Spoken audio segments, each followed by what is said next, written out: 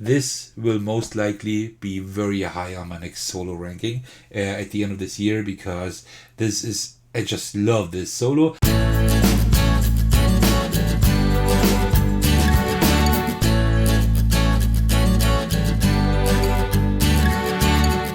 Hey everyone, today I'm bringing you my playthrough and mini review of Loam, the game of soil biodiversity by Max Helmberger. Yeah, that's a game that I backed on. I don't even think it was Kickstarter. It might have been GameFound, I think. And it does look really cool because like the theme is quite nice. It's like about like soil biodiversity, right? So, like animals and stuff that like lives in the soil. That is very interesting, and also the artwork is cool. I think this is like all like clay artwork, and I think this was all like made by hand actually, and then like transferred onto the cards. Really, really amazing. It's all like also unique as far as I know.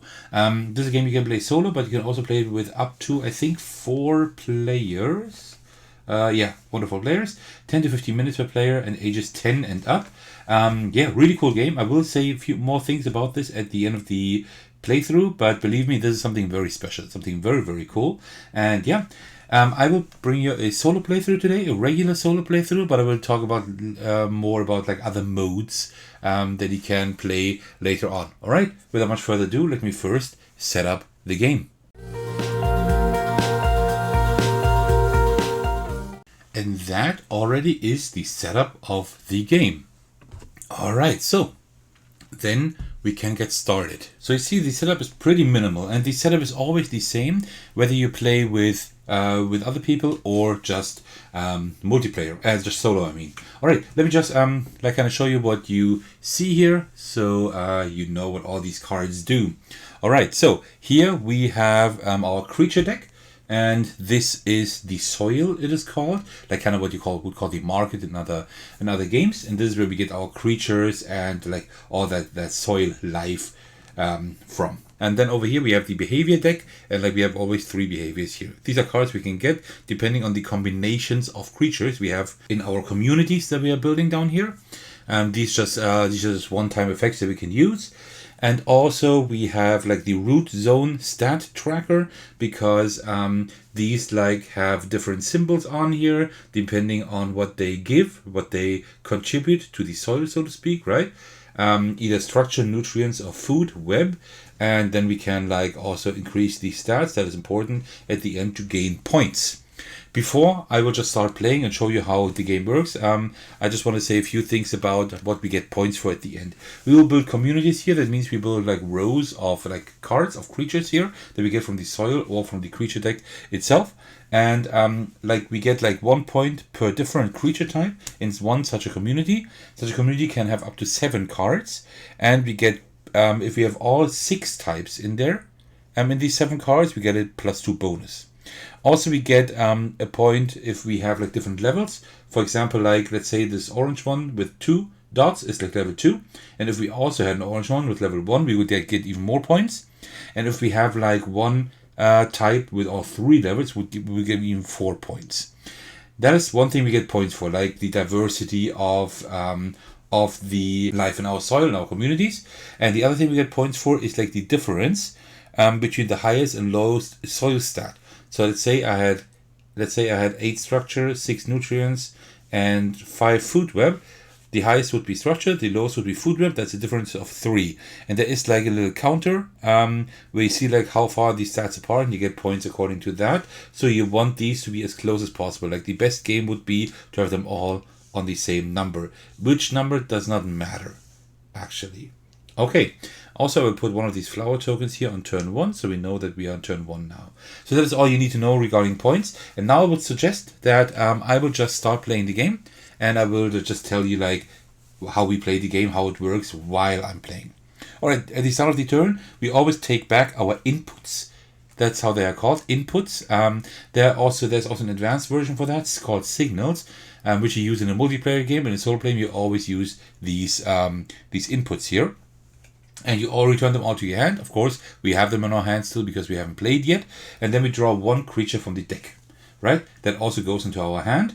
So we have our first creature here. That is a microbial decomposer, Chetomium fungi. And it's cool that these all have like these little flavor text down here. Fungi that break down plant litter and help bind the soil together with thread-like hyphae.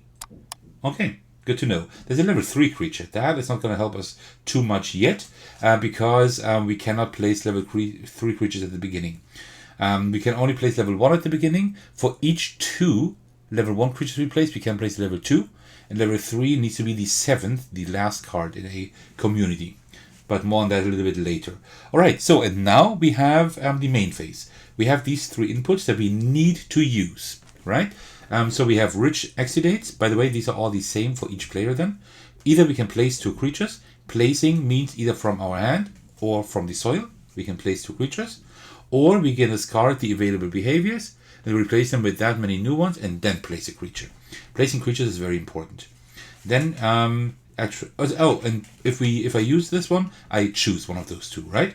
Then attractive volatiles, we draw 1. That means drawing 1 means that we just draw a card, either from the soil or from the top of the deck. We just put 1 in our hand, and then we can place a creature in our communities.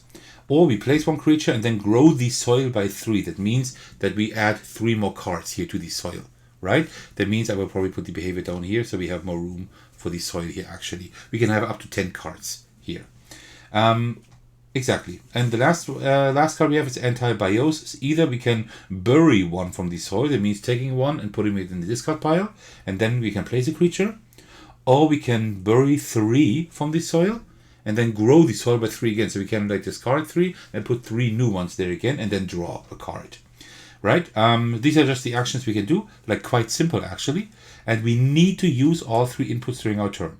We only have 3 turns, right? So actually we do 9 actions and the game is over. This is a really quick game. I just keep talking here a lot. But you can play this game within 15 minutes. It can be done. Okay, so let me just think. We don't really have anything too interesting here yet. I would maybe like to build up the purple ones. That means we need to get more from the deck. But at the moment I want to place a few things maybe. Here, placed 2 creatures, that's not too bad. By the way, these we get these. You see these different symbols here, right? These are different kinds of organisms, like the blue and red and orange and whatever.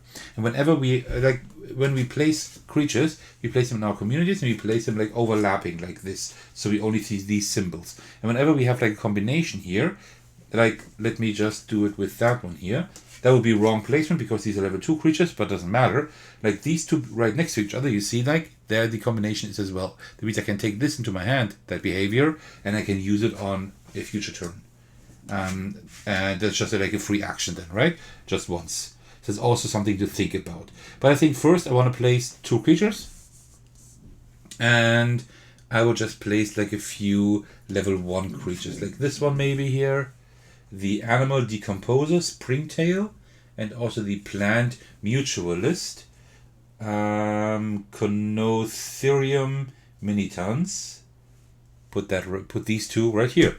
All right, and nothing will be redrawn, right? I will have to grow the soil by myself. All right. I mean, at the end of the turn, it will be replenished to 6, but still.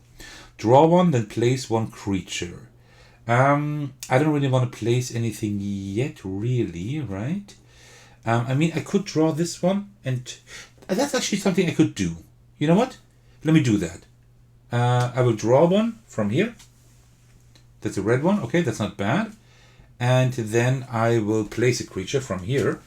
I can now place a level 2 creature because I have 2 level 1 creatures, right? So that's why that's fine. And now I cannot place a level 2 creature again. I first need to place 2 level 1 creatures again to do so. And then here, bury 1 from the soil, then place 1 creature. I could do that. Do I want to? Maybe actually. Bury 1 from the soil. I would like to get the red one as well. That would be great. That would be nice to have. I would like also a purple with a 1. So that might be an idea. I think I will do that. Then I will bury that one here. I will just create a discard pile up here. And then I will... Oh no, wait. I cannot place that creature yet. No, that's fine. I will just place this creature here. like this. Oh, one thing I forgot. One thing I forgot. Always when I place a creature, I need to like add like the number of symbols here to my tracker. So we have 4 nutrients, we have 2 structure, and also we have 3 food web. So you see, like I need more more creatures with structure, because at the moment I have a difference of 2 here, which is still not too bad, but it could be better. All right, so that was my turn. I used all of my inputs here. So now, what we now do is we draw back up to 6 here in the soil. I want a purple level 1 creature. So far there is, oh no, that's a pink one. Ah, that's unfortunate. Also, the color is easier for us to see, but if you have like issues with distinguishing colors, or you're colorblind or whatever, then you can also just look at the symbol in there, right? So that is done quite well. Okay, so, and then we take, then we replenish all behaviors, if there are any to replenish, and then we start turn 2 and take this back into our hand. I still want a level 1 of these here. You know what? I think I will actually use this here, bury 3 from the soil. But actually the 2 is... You know, let me bury all of these orange ones. These 3 orange ones for now. Let me bury all of these. And then we can grow the soil by 3. Okay, pink 2, that could be helpful. Blue... Alright, that's not perfect. And then we can draw 1. Well, I will draw 1 from here. Oh, that's a level 3. Blue level 3. Okay, interesting. And then I think what I will do is I will place 1 creature. Let me place like a pink 1 in my second community here, right? Because we can like build several communities at the same time, and then I will grow the soil by 3 and still hope for a purple level 1 creature. No, nothing. That is quite unlucky. And then we can place 2 more creatures, which I will actually do. Well, then I give it up with that level 1 creature. I only have 1 turn left, so I will just place 2 creatures. So let me place 2, 4. Okay, so let me place an orange one here, like this. And now I have 2 new level 1 creatures, so I can place a level 2 one again. Place this one there, like this. That's not too bad. And that was already my turn again. You see, this goes by really quick. We have 6 here, so nothing to replenish. By the way, I would get this one here, because I have this combination now. Oh, and I also would have gotten this one here. So these 2 I have. We can use those in our last turn. Let's take a look at what they actually do. So like this.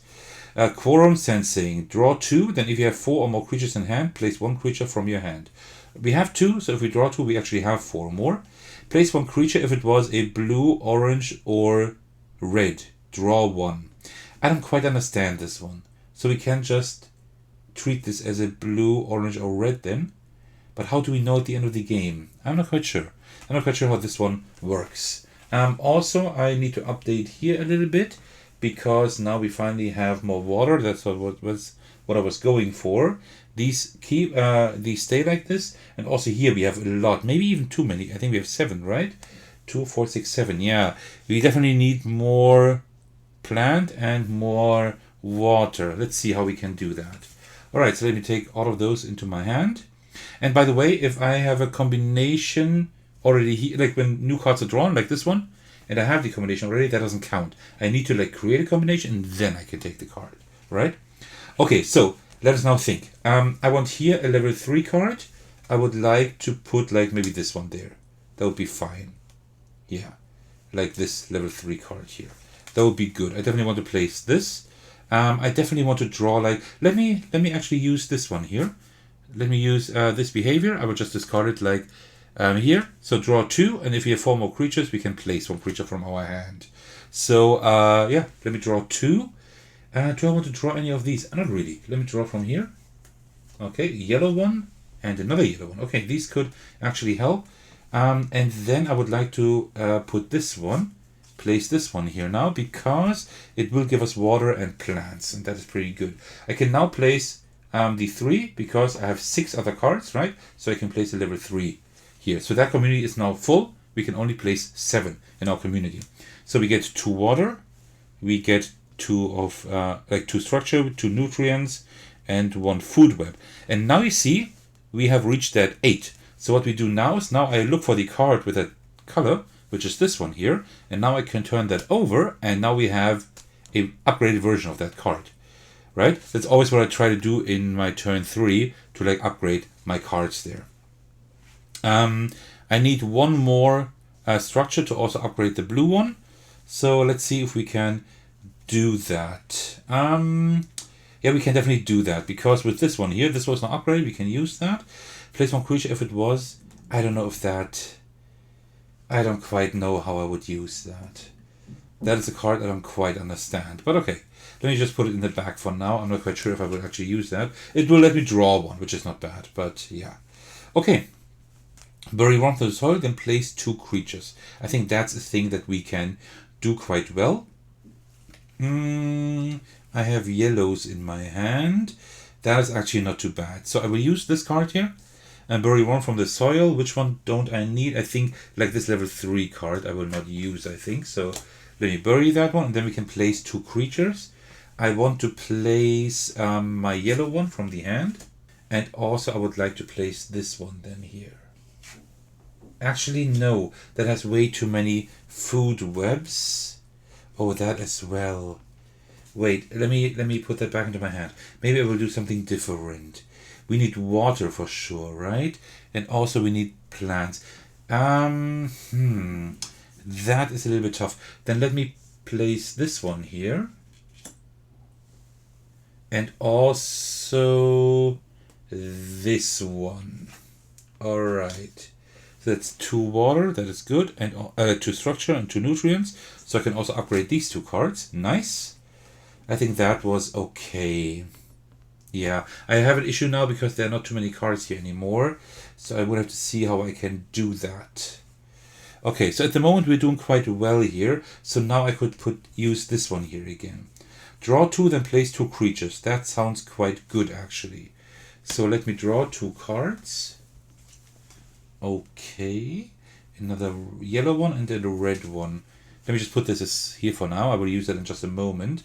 I did not get a combination here, no. So you see, I'm usually not really like aiming for these combinations. I'm rather trying to like have like a balance here in my root zone stat tracker and then try to get like these sets, right? That's mostly what I'm focusing on. But you could also focus on these and then you have even more to think about. I did that. I drew 2, right? And now I can place 2 creatures. Let me now place one of these yellow ones here. This one. So 1 nutrient and 1 food web. So they're all at 9 at the moment. That is pretty good. And I can place 1 more. Let me place this one here. Because, right, for each 2 level 1s, I can place level 2. So that is then 2 food web. That's 11. And 1 nutrient. That is 10.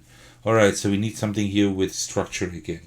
Alright, and now it's going to be pretty much like my last turn because we only have that 1 action left. I could also use this one here. It says like place 1 creature if it was. I don't quite know what to do with that. Actually, you know what? Let me just think. You know what? I could actually like place 1 creature if it was. I can actually just place this one here and just place it as a red one. Right, because that will give us 1 food web, yes, but also 1 structure. Okay, because I have an idea in a moment. And then we can draw 1. So we use that one, that's nice. Okay, wonderful. 2, 4, 6. And then we can use this one here to place 3 creatures. We can also discard the behaviors and replace them and then place 2 creatures. We could also do that and then hope that we might get behaviors, but I don't think that works. I will just place 3 creatures. And I will first of all place this number 3 here. That is working now because we have 6 cards here, right? So I will place that one right here. That is 3 nutrients, so we're at 13. And 2 structure. See, we are like really in balance here. Like we have 12, 13, 12. That is pretty good. And we can place 2 more creatures. Yeah. Let me think what to place. There's not a whole lot we can place. But let me just look at the combinations here. If that goes up by 2 and the other both by 1, that would be okay, actually. That would be quite decent, actually. You know what? Then I will place these 2 as my third start of my third community, because these communities are full. And then that is 1 more food web, another food web there, a nutrient and a structure. So 13, 14, 14, and that's how we end our game. That's not too bad. This would have not been better. That's not too bad. So let me just double check, because now the game's over, right? I don't have any behaviors to play. I played all my inputs and it's like my third turn. So we are done with the game now. You see, it plays really quick. And now let me see if I counted up everything correctly. Let me start with structure. 2, 4, 6, 7, 9, 10, 12, 13. That is correct. Nutrients, 14. 2, 4, 6, 8, 9, 10, 12, 14. And food web, also 14. 2, 4, 6, 8, 10, 12, 14. That works. So everything is correct now. Like the first few turns, I forgot to track it, but now we got all of that. And I upgraded all of my inputs. That's pretty good. So, and now we count up all of our points, right? So what we do now is, now we have like, this is like the player aid, right? Where you can like check out the turn structure and everything. If you turn that over, we have our point tracker. That is really cool.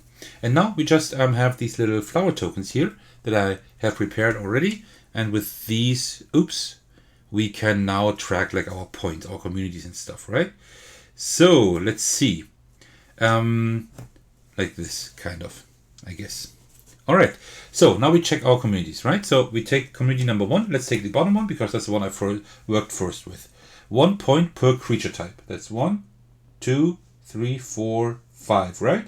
5 different creatures, so that's 5 points. We just put like the flower on there. Then plus 2 bonus if all 6 types are present. No, we only have 5 instead of 6.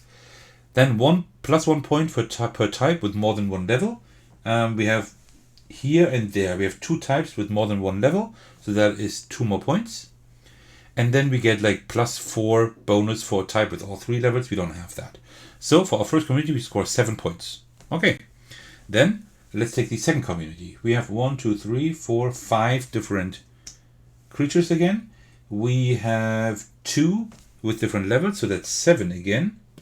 Yeah, so we have 2 communities with 7 points exactly. So I built those like almost the same, just with different types here, creature types. And then we have the third community. We have 2 there. We have no different levels, nothing, so just 2 points. That's all. So at the moment we have 16 points, but that's not all. We also get like the root zone balance bonus. Now we look at the difference between the highest and the lowest stat. So 14 and 13, that's difference of 1. So we see like stats of more than 5 apart, 4 apart, 3 apart. And here we have stats of 1 apart. That's another 8 points, right? And that's like how we do the scoring, like really simple and really quick and easy. So, and now we just count up all our points. We have 7, 14, 16, and 24. I will not like have like a tracker on the bottom of the screen because it's like really quick and easy, right? So yeah, we have 24 points. And then for a solo game, we can just check in here and see how well we did with 24 points. Let me just check. I think 24 points is not too bad. Yeah. So that's kind of hard to see for you now, but we have like this image here, and like with 0 to 14 is poor, 15 to 22 is marginal, then where we are, 23 to 29 is healthy, but we just barely made it, and 30 plus would be rich. I think I've never had more than 30 points so far, but 24 is a very decent score. So yeah, and that's how you play Loam. So now I would like say a few more things about the game. Like what else awaits you when you possibly play this game, because this was just the solo mode and just a small part of it, right? So let me talk about a few more things, then I will give you like a quick review. I will probably like talk a lot about a few things I like and dislike as I'm talking about this anyway. So first of all, let me start with solo play, because I've been playing solo today. This is just the regular solo mode. This is just like the multiplayer mode as a solo game. You can just play this yourself and have a score hunt. That's fine. Most people don't like beat your own score kind of thing. I think I'm having fun with this. I like the puzzle. So I'm having even fun with the beat your own score in this game just because I like it so much. But that's not all. You actually have 3 scenarios, and all of these scenarios, like here, solo campaigns, and you see like the first campaign is the agriculture campaign, and there's like chapter 1, chapter 2, chapter 3. Then we have the urbanization campaign with chapter 1, chapter 2, chapter 3. And I think we have a third campaign even, yeah, with 3 chapters as well. And each chapter is like one full game of 3 turns, right? And each turn something else happens. Like at the beginning of each turn something happens, you need to change something, right? And you have like scoring goals and you have additional goals, right? So that is really interesting because you actually have like real goals here. It's not to beat your own score. Like for the third campaign, chapter 1, you need 24 points. And then you have additional goals, right? So you have like a lot of replay value here, and the game like steadily changes. That is really cool. These are only solo scenarios, but I like this game solo a little bit more anyway. I will talk about that in just a moment. So that's one thing that the game adds.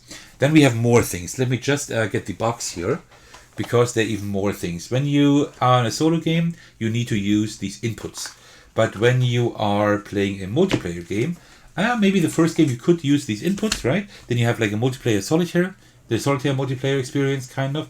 But there are also here, exactly. There are also here these signals instead of the inputs. That's how they're called.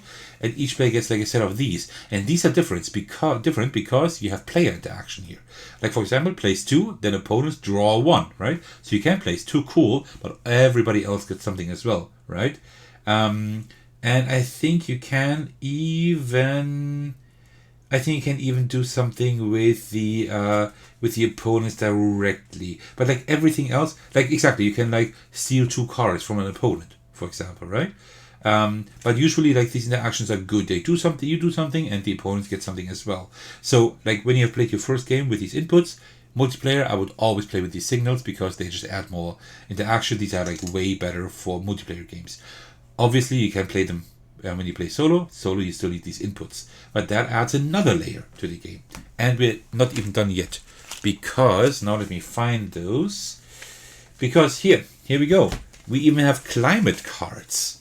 Like tropical climate, temperate, boreal, and arid climate. These like give you like a small like descriptions of what these climates do, and you can put one of them into play, and you have like a rule change, you have an effect, and you have a goal. You have like more stuff you can actually use in your games.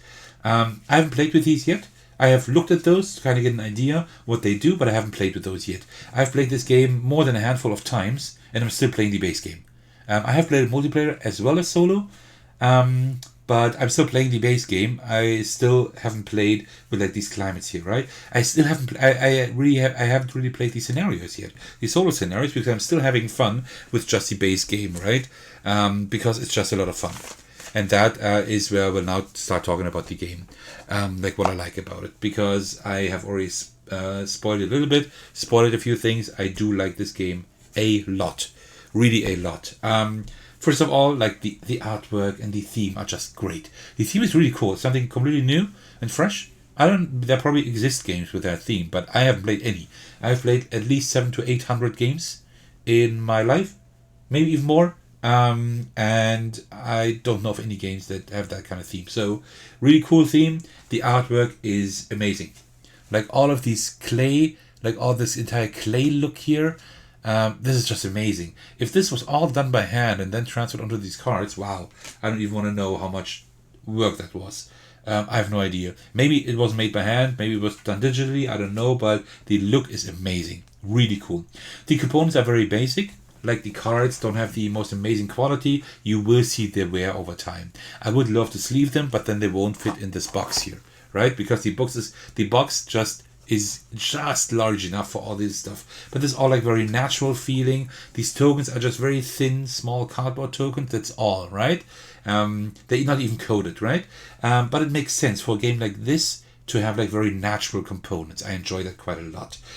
Yes, I wish that the cards were a little bit better quality, but because I will play this game a lot, right? Then again, it's not a deck builder, right? You don't really need to riffle shuffle the game. You just do a few overhand shuffles. That's just fine. That works because you always build up your stuff anyway, differently anyway. So yeah, components are totally fine, right? I like the artwork. The components are just fine. They work. I think they fit the theme very well because they're very natural, right? But yeah, they are not amazing. So if you want to sleeve the game, you will need to find a different box, because this box is really just exactly full with everything when you put everything in there, which is great. Another great point. This box is quite small. It's quite handy. Look at this. It's like as large as my hand, right? Yeah, of course, it's not like so small that you can put it into a code, but it's a quite small game to take with you, and it's really easy and quick to set up. It's very easy to teach to people. It's a really great game, like as a filler kind of thing, something you just take with you and play with a few people. Yeah, it only supports up to 4 players. I would love this game to maybe get an expansion with like a bigger box or whatever, that you could actually like play it with up to 6 players. Maybe you could just like get a few of these mats. I think that should already be enough. That'd be great if you could play it with more players, because I think it's a really good game. All right, and now let's talk about like gameplay and everything. As a little preface, I have played this game multiplayer and solo, but I thoroughly enjoy the solo game more. The multiplayer game is good as well, especially with the signals done that I just showed you, right? Like these cards down here, these better cards, these like more interactive cards. Then the solo game, then the multiplayer game becomes much more interesting, because with the regular inputs, the solo game, the multiplayer game is just like a very solitary experience, even when you're playing with other players. But with these signals, it's a lot better. Still, the multiplayer game can run a little bit, especially if you have people that overanalyze stuff. This game is not too hard, but it's not hard, but you have to think of quite a few things, right? Like you want to have different creatures, but you also want to have like several levels of the same. Maybe you want to have like all 3 levels of one. Also, you need to have the root zone like in check. Like you have to have a balance here. Also, you have the behaviors. There's quite a few things to think about, right? And if you then start thinking about what other people are doing, you want to like take cards that they could use, if you're like that kind of player, then it becomes even more here, right? So that's why the game can run a little bit longer, especially with people who overanalyze everything. So that's why I enjoy the solo game more. I have taken a look at these scenarios. I haven't played them yet, but they look really cool, and they will make the solo game even better, I'm very sure. But I'm still, as I said, having fun with the base game. I had so much fun playing today again. So yeah, so really good game. The gameplay works really well. It's really fluid, very easy to get to the table, very easy to explain, but still enough depth that it's not boring, right? It's a really good set collection game. You could even use this as a filler, as I said, right? So like solo, you play this game within 15 to 20 minutes maximum. Multiplayer game takes a little bit longer, but still there, I wouldn't say you don't play longer than 45 minutes to an hour, depending on how long the players need to think, right? But apart from that, really cool. So this is an amazing game. I thoroughly enjoy this. There's so much in this little box. It is really elegantly designed, very well designed. So far I haven't found any flaws, except like a few cards that are not quite clear what they do, right? Like this one. If it was, place it if it was a blue, orange or red. Yeah, but how do you know that at the end of the game for scoring, right? So that is something that I don't quite know how that works. But apart from that, there's nothing negative I can say about this game. This will most likely be very high on my next solo ranking at the end of this year, because this is, I just love this solo. I will have to play it more multiplayer to kind of see how it holds up there, if I want to play it off multiplayer. But I think I can even play it with other people multiplayer quite a bit. It's a very, very cool game with a great theme that works well, elegantly designed. So yeah, I know I'm gushing a lot, but I really like this game. If you can get your hand, if you just remotely enjoyed what you saw here today and you can get your hands on it, I would highly suggest you do. I will definitely keep an eye out for other games by this designer or even by the company here. Cardboard Revolution, I think, should be the one. So I will definitely keep an eye out for the next game, because this is like my surprise hit of 2023. I said that, I think, did I mention that in my best of 2023? I hope I did.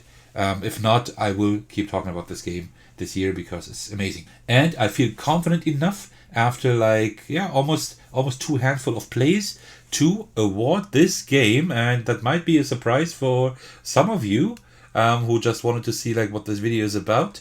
but I will award this my golden Sir Thecos Ace of Games award. I think this game is incredibly elegant. It plays really quickly. It is very, very easy to teach, but there's enough depth here. There's a lot of replay value. The theme is great. And wow, this is just amazing to get to the table.